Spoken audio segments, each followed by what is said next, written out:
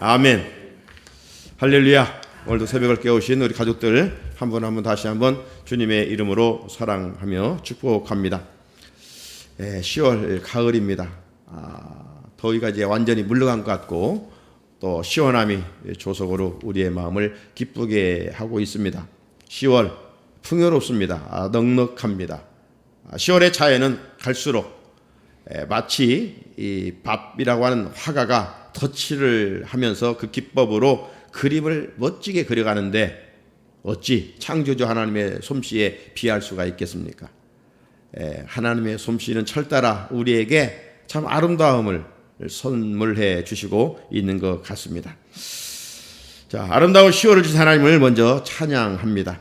우리는 10월을 어제 주일로 시작을 했고 오늘 둘째 날 월삭의 의미로 함께 또 새벽을 깨워 주의 존전에 올라왔습니다. 주의 영이 임재한 곳에 우리 마음도 주의 영이 이 시간 충만하게 채워지기를 간절히 소원합니다. 10월 달력에 있는 말씀처럼 오늘 제목은 믿음으로 견고한 교회입니다. 선포해 볼까요? 믿음으로 견고한 교회. 교회는 공동체입니다. 그렇죠? 따라서 믿음으로 견고한 교회를 세워가기 위해서는 어떻게 해야 될까요? 공동체에 속한 한 사람 한 사람이 믿음으로 세워져야 됩니다. 우리는 지난번 새벽에 지금 히브리서 말씀을 읽어왔습니다. 특별히 히브리서 11장에 믿음의 영웅들을 만나볼 수가 있었습니다. 이들은 마치 캄캄한 밤하늘에 떠있는 별처럼 빛난 사람들이었습니다. 이들은 흙 속에 감춰진 보석과 진주 같은 사람들이었습니다. 아벨, 에녹, 노아, 아브라함, 사라, 이삭, 야곱, 요셉, 모세, 여호수아, 라합 등은 우리가 이름만 들어도 본받고 싶을 만큼 위대한 믿음의 사람들이었습니다. 성경은 이들의 이름을 기록하기 전에 동일하게 반복해서 수식하고 있는 단어가 있습니다. 무엇이었습니까? 믿음으로입니다. 믿음으로 아벨은, 믿음으로 노아는, 믿음으로 아브라함은, 믿음으로 모세는, 믿음으로 라합은 셀 수 없는 수많은 별처럼 빛나는 믿음의 영웅들. 그들은 항상 믿음으로 그들의 믿음을 우리가 조명해 볼 때마다 고개가 저절로 숙여집니다. 그리고 그들의 믿음을 본받고 싶어지는 것이죠. 사랑하는 성산의 성도 여러분, 지금 가을 들녘은 익은 곡식들로 풍요롭습니다. 곡식을 갖고 농부의 큰 기쁨이 마음에 찾아오겠지요? 자, 그렇다면 우리가 어떻게 해야 하나님의 마음을 크게 기쁘시게 드릴 수 있을까? 믿음과 연결시켜 볼 때 우리는 히브리서 11장의 주제의 말씀을 다시 한번 기억하지 아니할 수가 없어요. 믿음이 없이는 하나님을 기쁘시게 할 수 없나니. 믿음이 없이는 하나님을 기쁘시게 하지 못한다는 것이죠. 그러면 어떤 믿음을 가져야 되느냐? 여기 보니까 반드시 그가 계신 것과 그를 찾는 자들에게 상 주시는 이심을 믿어야 할지니라. 이 말씀에 근거하면 우리가 어떤 믿음을 가질 때 하나님의 마음을 기쁘시게 드릴까? 두 가지죠. 첫째는 뭐예요? 하나님의 살아계심을 확실히 믿는 믿음이에요. 하나님의 실존을 믿는 믿음이에요. 이 고백이 전제되지 않다면 그 신앙은 모래 위에 집을 짓는 어리석은 사람이죠. 그 신앙은 오래 이어질 수가 없어요. 이 믿음이 기토지되 아니면 이 신앙은 도태될 수밖에 없어요. 대마처럼 세상으로 갈 수밖에 없어요. 쭉정이 같이 지내다가 불에 들어갈 수밖에 없어요. 오늘 우리는 하나님의 살아계심을 고백하면서 살아가는 것이죠. 이 믿음을 가질 때 훗날 부활의 영광에 참여할 수가 있는 것이죠. 또 하나는 하나님을 찾는 자들에게 상 주시는 이심을 믿어야 합니다. 하나님은 우리의 모든 수고를 다 기억하고 계셔요. 우리의 선행조차 기억하고 계신다는 거예요. 우리는 죄성으로 너무 충만하죠. 죄를 지어서 성령이 우리 안에서 회개하게 하면 그 회개한 죄에 대해서는 주님이 기억하지 않으신다고 그랬어요. 그런데 우리가 작은 소자에게 냉수 한 그릇 준 것조차도 주님은 기억하신다고 그랬어요. 주께서 왜 기억하실까요? 그건 다른 이유가 아니라 충성하고 섬긴 자들에 대한 상을 주시기 위함입니다. 요한계시록 2장 10절 유명한 말씀이 있죠. 내가 죽도록 충성하라. 그리하면 내가 생명의 관을 내게 주리라. 옛날 개역성경으로 생명의 면류관을 내게 주리라 말씀하셨어요. 지금 항저우에서 제19회 아시안게임이 열리고 있습니다. 각국은 자기 선수들이 좋은 성적을 거두기를 바라고, 또 우리는 대한민국 국민으로서 우리나라 선수들이 선전하기를 기대합니다. 다음 주 주일까지 이제 일주일 계속 이어질 텐데요. 자, 스포츠의 기본 정신은 뭡니까? 각 국가에 속한 선수들이 선의의 경쟁을 하는 것이겠지요. 하지만 모든 선수들의 그 마음속에는 어떤 불타오름이 있겠습니까? 내가 이번에 좋은 성적을 거둬야 되지. 내가 이번 다른 선수들과 겨뤄서 우승을 해야 되지. 이런 야심찬 마음이 있지 않겠어요? 옛날 올림픽의 정신은 참여하는 데 의의가 있다. 이렇게 이제 구텐베르크가 시작할 때 그런 말을 했었죠. 참여하는 데 의의가 있는 것 분명 맞습니다. 자, 만약 거기에만 의미를 둔다면 선수들이 고된 훈련을 할 이유가 있겠습니까? 몸이 부서지면서 훈련할 이유가 있겠느냐 이 말이죠. 좋은 성적으로 메달을 받기 위해서. 그러면 개인의 영광, 가문의 영광, 또 나라를 빛내는 스포츠 영웅들이 되는 것이죠. 어찌 보게 되면 저희들이 정말 4년 동안 칼고 닦는 것은 다른 이유가 아니에요. 상을 받기 위함입니다. 메달을 받기 위함인 거예요. 금년은 4년 만에 열린 것이 아니라 5년 만에 열렸죠. 코로나 때문에 1년 딜레이 돼가지고. 자, 4년 동안 선수들이 정말 선수촌에 들어가서, 어제도 어떤 선수들 인터뷰를 하게 되는데 거의 1년 동안 유박 유출이 거의 없더라고요. 계속 훈련하는 거예요. 얼마나 힘들겠어요. 황선우 수영 선수도 보니까 거의 1년 유출 거의 없어요. 그런 혹독한 훈련을 통해서 세계 경쟁 상대를 물리치고 좋은 성적을 거두게 되는 것이죠. 사랑하는 성도 여러분, 스포츠에서도 최선을 다해 좋은 성적을 거두면 스포츠 영웅이 됩니다. 믿음 생활도 그렇습니다. 하나님이 인정하시는 믿음을 가지면 믿음의 영웅이 되는 거예요. 그래서 히브리 11장에 믿음의 영웅들이 보석처럼 밝혀 있지 않습니까? 사도 바울이 그랬어요. 사도 바울 시대 때는 이 아테네에서 올림픽이 시작됐지요.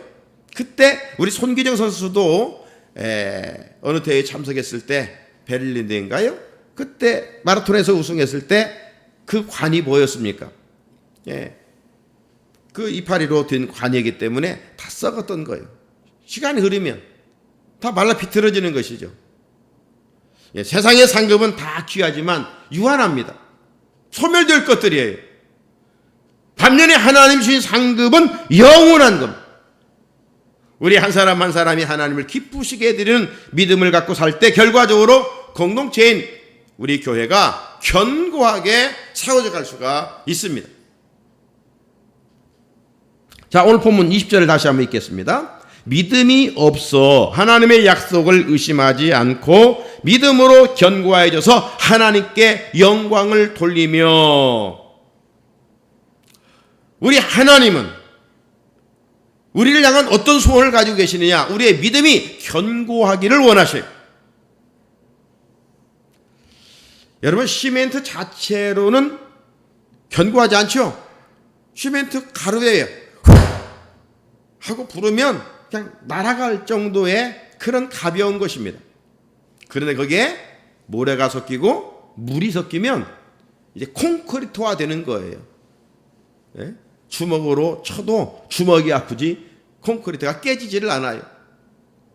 이렇게 연합되면, 섞여지게 되면 견고해집니다. 이처럼 내가 홀로 아무리 들어갈지라도 인간적인 것으로 주님이 인정하시는 믿음의 사람이 될 수가 없어요. 우리의 수고에 하나님의 은혜가 더해져야 됩니다. 그렇다면 어떻게 해야 견고한 믿음을 소유할 수 있게 될 수 있을까? 오늘 본문 20절 한 절, 우리는 매월 월장마다 달력에 있는 말씀 그 한 절을 가지고 말씀을 전합니다마는 한 절만 딱 떼가지고 어떻게 할 수 없죠. 항상 말씀은 전후 문맥을 살펴봐야 되겠죠. 자, 오늘 본문 20절 앞에 있는 말씀을 살펴보면 누구에 대한 믿음을 이야기하고 있는지 알 수가 있어요. 누구에 대한 이야기입니까? 아브라함과 사라에 대한 믿음을 이야기하고 있습니다. 히브리 11장에 기록된 믿음의 영웅들에 대한 이야기입니다. 거기 읽어보시면 아브라함은 어떤 믿음을 소유했다고 말씀합니까? 18절로 가보시면 아브라함이 바랄 수 없는 중에 바라고 믿었으니, 아브라함의 믿음은요, 바랄 수 없는 중에 바랬다는 거예요. 여러분, 믿음이란 뭡니까? 바라는 것을 의심하지 않고 믿는 거예요.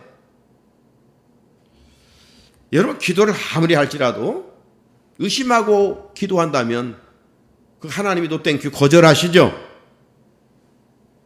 아무리 오랫동안 할지라도 그건 하나님이 받지를 않으셔요. 그 시간 낭비예요. 히브리 11장 1절 믿음을 어떻게 정의하고 있습니까? 믿음은 바라는 것들의 실상이요 보이지 않는 것들의 증거니, 이게 믿음이라는 거예요. 이 믿음과 신념은 질적으로 달라요. 신념은 내 능력으로 하는 거예요. 내 힘으로 하는 거예요. 그리고 내 능력을 믿는 거예요. 그러나 믿음은 나를 믿는 것이 아니라 우리 믿음의 대상인 하나님의 능력을 믿는 거예요. 나는 할 수 없지만 믿음으로 기도할 때 하나님이 개입하심으로 하나님이 나를 통해서 하나님의 일을 이루어 가시는 거예요. 이게 믿음이에요. 그렇게 믿음은 말씀을 붙들고 말씀대로 기도할 때 이루어질 줄로 믿습니다. 그래서 말씀 자체가 우리는 비전이요, 말씀이 꿈이요, 말씀이 축복임을 믿는 것이죠. 아브라함의 나이 100세예요. 사라의 나이 90세예요. 아이를 낳을 수 없는 나이이지 않습니까? 자, 그런데도 저들은 믿음이 약하여지지 않았다라고 말씀하고 있어요. 19절을 보면 확신할 수 있습니다. 그가 100세나 되어 자기 몸이 죽은 것 같고 사라의 태가 죽은 것 같음을 알고도 믿음이 약하여지지 아니하고, 신체적인 나이는 아이를 전혀 낳을 수가 없어요. 네? 죽은 몸이나 마찬가지라는 거예요. 그런데 그것을 알고도 어떻게 했다고요? 알고도 믿음이 약하여지지 아니하고. 아브라함과 사라의 시선이 자기를 바라봤다면, 인간적인 능력을 생각하고 믿었다면 그 믿을 수가 없죠. 어떻게 100세와 90세가 아이를 낳습니까? 그런데 하나님이 하신다면, 전지전능하신 하나님, 말씀으로 세상을 창조하신 하나님이 나와 함께 하신다면 하나님은 하실 수 있겠지. 그래서 믿음이 약해지지 않았다는 거예요. 이것이 주님이 원하시는 믿음이에요. 지금 가을 들녘에 있는 곡식들은 하루아침에 알곡이 된 것이 아니죠. 뜨거운 여름을 지나면서 농부의 수고와 애씀으로 알곡으로 점점 더 성장했습니다. 금년에는 이 사과가 엄청 비쌌지요.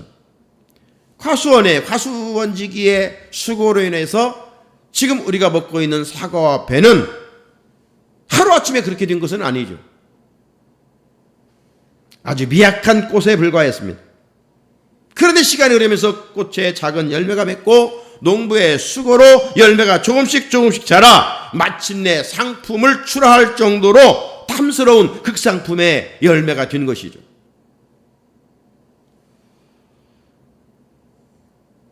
곡식과 과일이 점점 자라갈 때 누구의 마음이 가장 크게 기쁘겠습니까? 그걸 가꾼 농부의 마음이겠죠. 이처럼 우리도 하나님을 기쁘시게 해드리기 위해서는 어떻게 해야 할까요? 우리의 믿음이 자라야 돼. 자라야 돼. 어제보다 오늘, 작년보다 금년, 금년보다 내년, 자꾸 믿음이 성장하고 성숙해야 돼. 그냥 오래 믿었어도 여전히 쭉정이 같이 성장하지 못한, 그저 어린이와 같이 젖먹이 신앙이 있어요. 단단한 음식을 먹지 못하는 이런 어린이와 같이. 우리 자녀들이 자라지 않아서 옷 사주지 않는다고 기뻐할 부모가 있어요? 그런 할아버지 할머니가 있어요? 아니죠. 어제 사줘서 수숙자라 그것이 작아서 입을 수 없다면 그걸 바라보고 기뻐하면서 또 사주겠죠.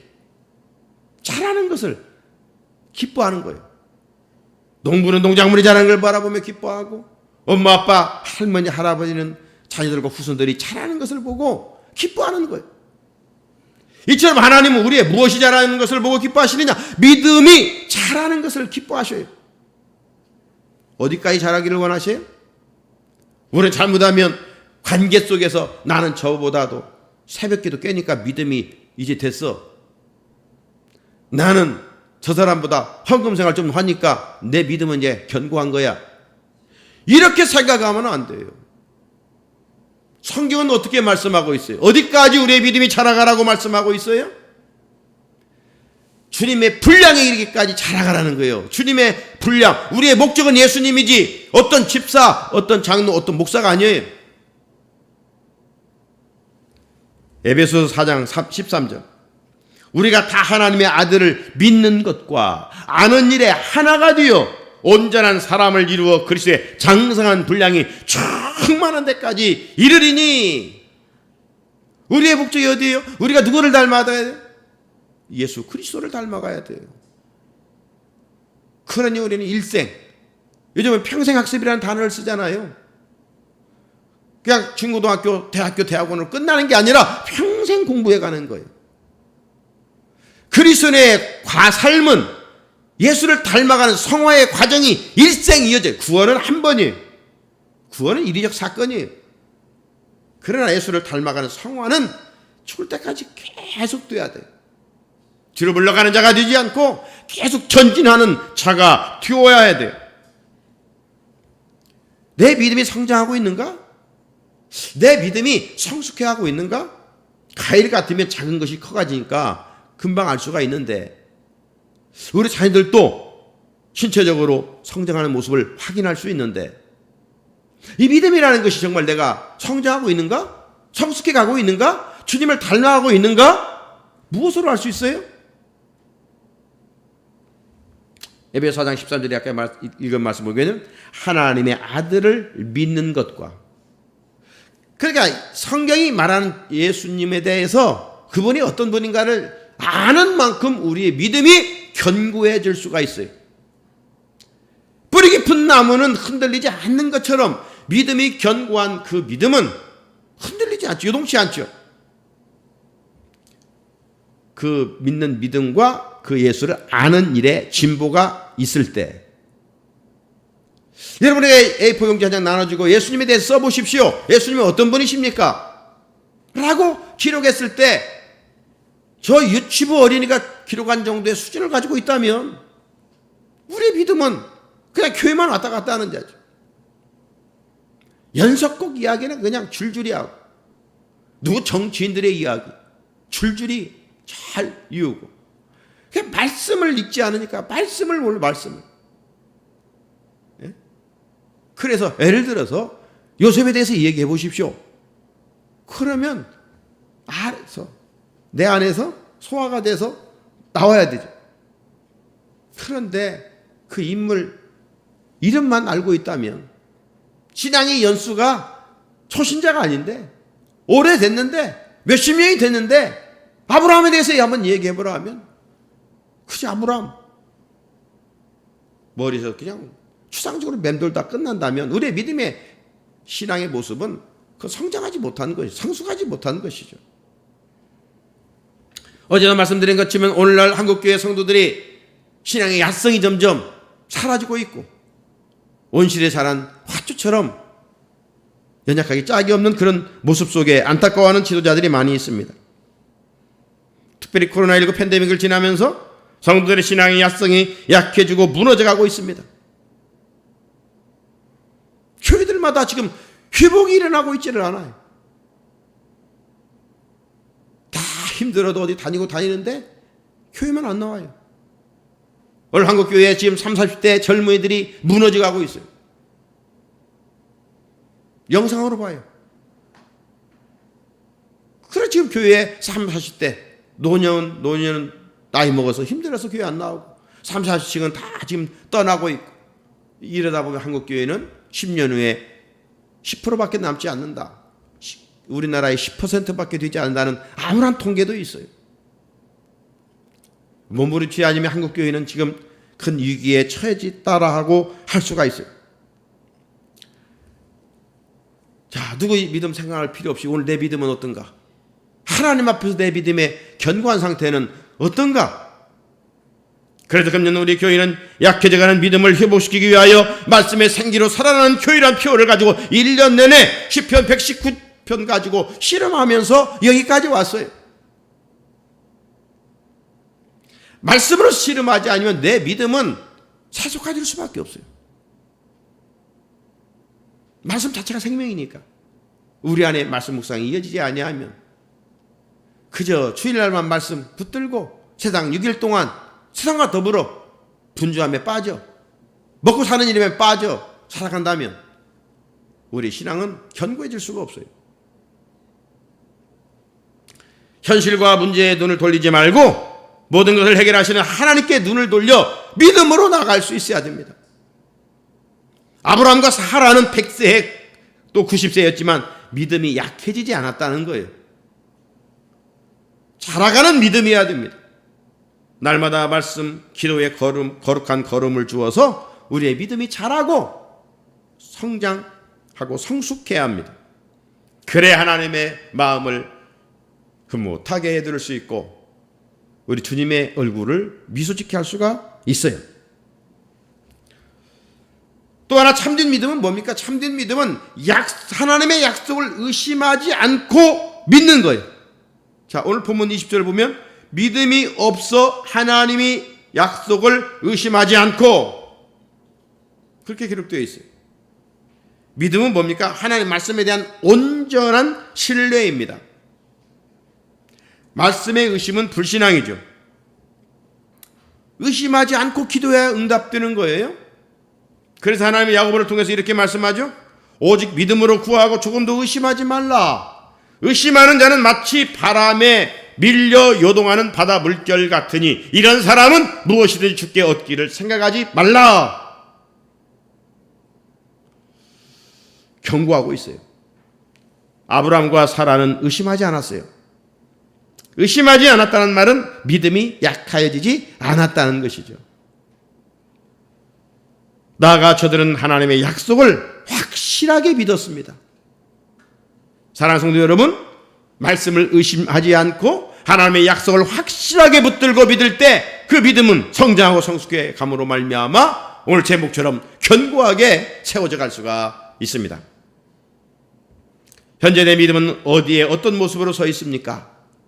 스스로 점검해 보면서 바른 믿음으로 저 천성을 향해 경주할 수 있어야 합니다. 상 주시는 하나님을 바라보며 달려갈 수 있어야 합니다. 우리의 믿음이 하나님의 은혜와 우리의 경건 생활인 말씀과 기도와 순종이 함께 연합할 때 결과적으로 어떤 결과를 가져올까요? 하나님께 영광을 돌리게 됩니다. 솔리데오 글로리아. 자, 20절 다시 한번 읽겠습니다. 믿음이 없어 하나님의 약속을 의심하지 않고 믿음으로 견고해져서 하나님께 영광을 돌리며 하나님의 살아계심을 믿는 믿음은 하나님께 영광을 돌리고, 하나님께서 자기를 찾는 자들에게 상 주시는 이심을 믿는 그 믿음이 하나님께 영광을 돌릴 수가 있습니다. 아브라함과 사라처럼 바랄 수 없는 가운데 바라는 믿음이 마침내 하나님께 영광을 돌릴 수 있으며, 믿음이 약해지지 않고 날마다 강해져 갈 때 그 믿음이 하나님께 영광을 돌릴 수가 있습니다. 하나님의 약속을 의심하지 않고 믿을 때 그 믿음이 하나님께 영광을 돌릴 수 있다고 오늘 바울은 로마 교회 성도들에게 편지를 써서 보냈을 뿐만 아니라 2000년 시공을 좋아하여 하나님께서 사도 바울을 통하여 이 시간 우리에게 말씀해 주시고 있습니다. 사랑하는 성산의 성도 여러분, 우리 그리스도인의 삶의 목적은 오직 하나, 하나님께 영광입니다. 사도 바울은 고린도 교회에 편지를 보내기를 먹든지 마시든지 무엇을 하든지 다 하나님의 영광을 위하여 하라 말씀했습니다. 그리스도인은 나를 위해 사는 존재가 아니라 하나님의 영광을 선포하며 사는 자입니다. 먹는 일이 하나님의 영광을 위하리라 하면 먹는 거예요. 그러나 먹는 것이 하나님의 영광을 가리우는 것이라면 철저하는 것이죠. 말할 수 있는 권리가 있지만 아무렇게 말하며 살아가는 우리가 아니에요.